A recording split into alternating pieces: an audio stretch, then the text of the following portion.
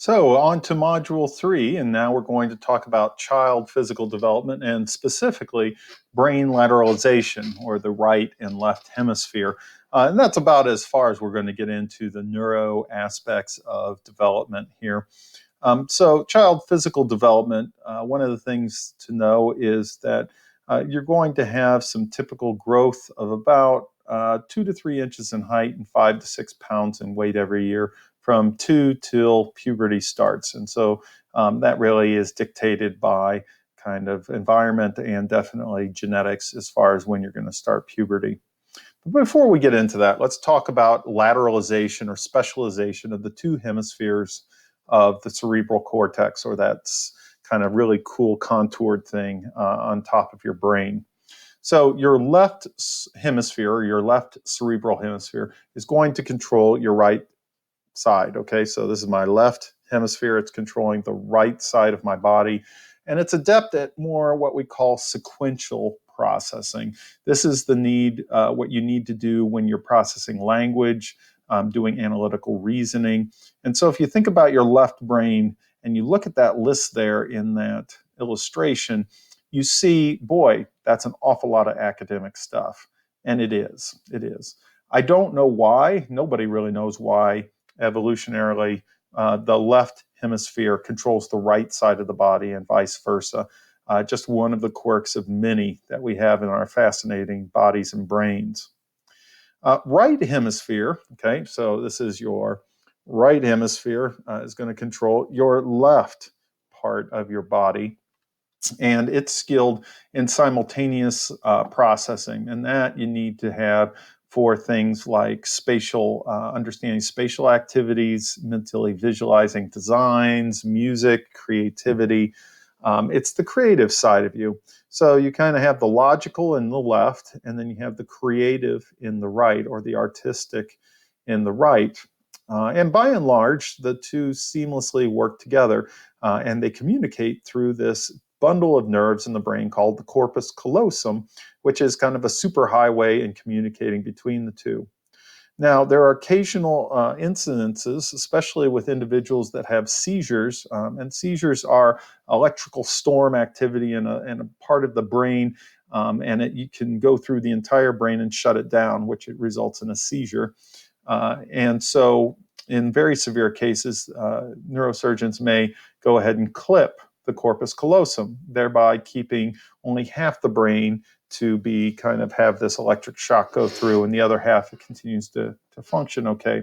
And so this is where they found out like what side of the brain processes what, because they just simply have a patient that has had that type of surgery, or does not have the corpus callosum for one reason or another.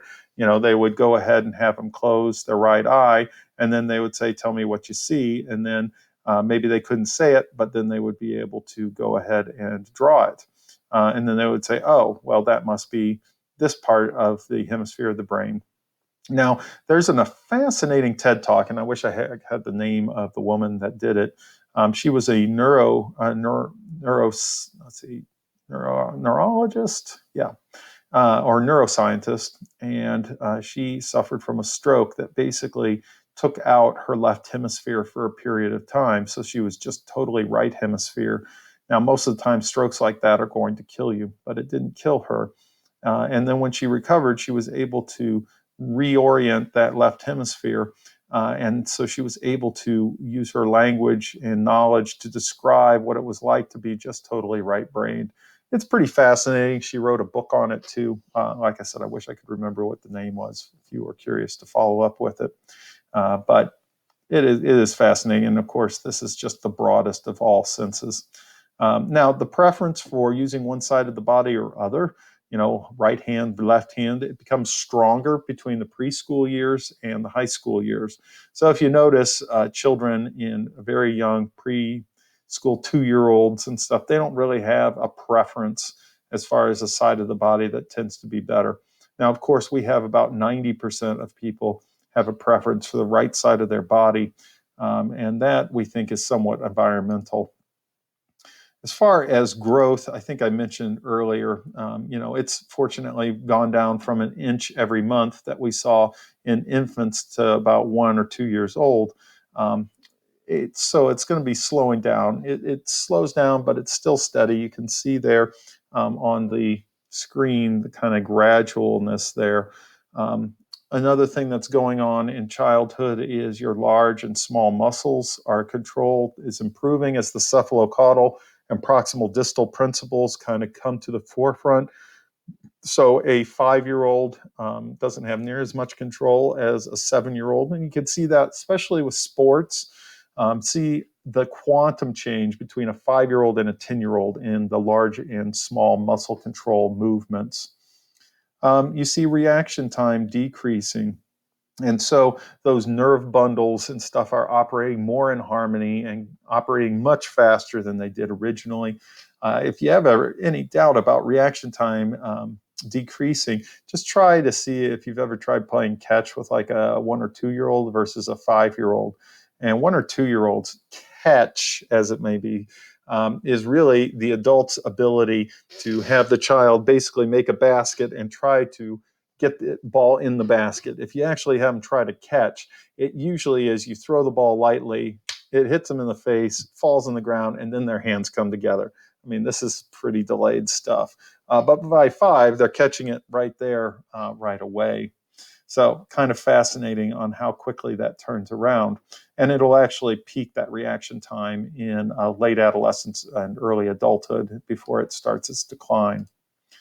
Adaptation to a changing environment. So starting at 1 and definitely improving throughout your childhood.